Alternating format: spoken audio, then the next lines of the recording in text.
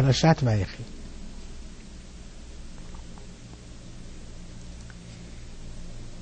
Father Jacob is blessing his children. And he blesses each one not always positively. He also mentions their shortcomings.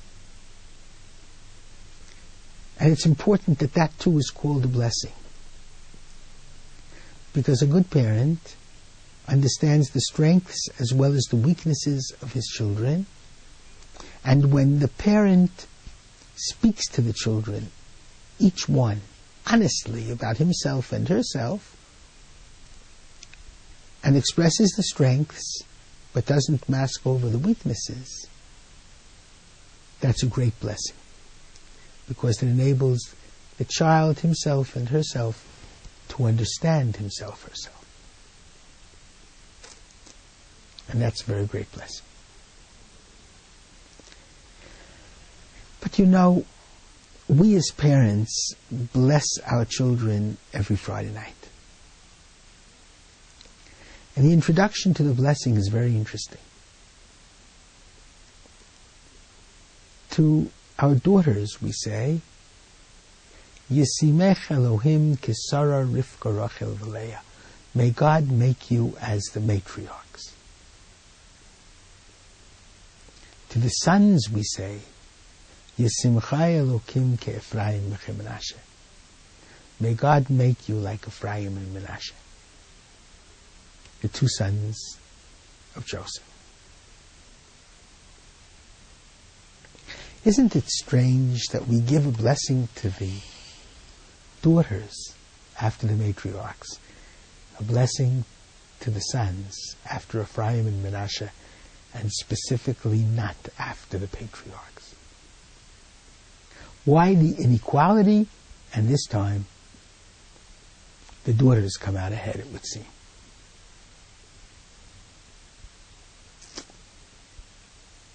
I'd like to try to explain. I'll do it though with a slight introduction.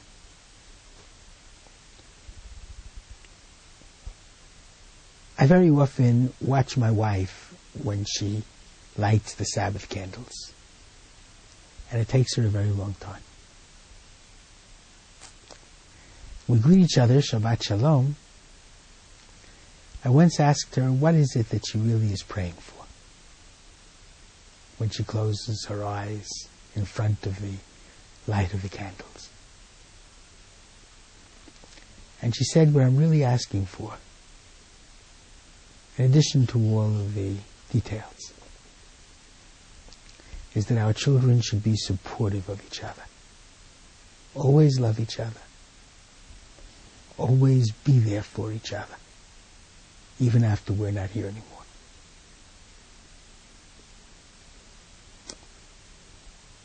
I think it's a very meaningful prayer, and probably she's joined by every single parent in this wish. It's fascinating that there's no rivalry like sibling rivalry. And in the history of the Bible, siblings never got along. Cain against Abel. Yitzchak against Yishmael. Yishmael against Yitzchak.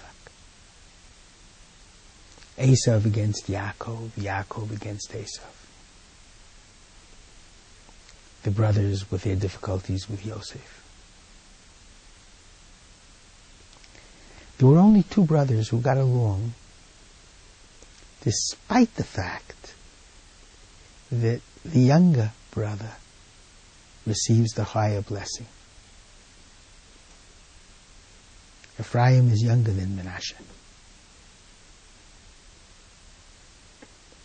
Ephraim, Jacob's right hand, is placed on Ephraim's head. The left hand on Menashe's.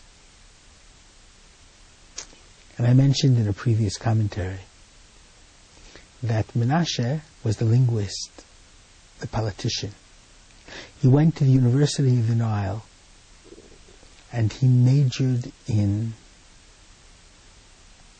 statesmanship, modern political theory, and languages. He got a PhD.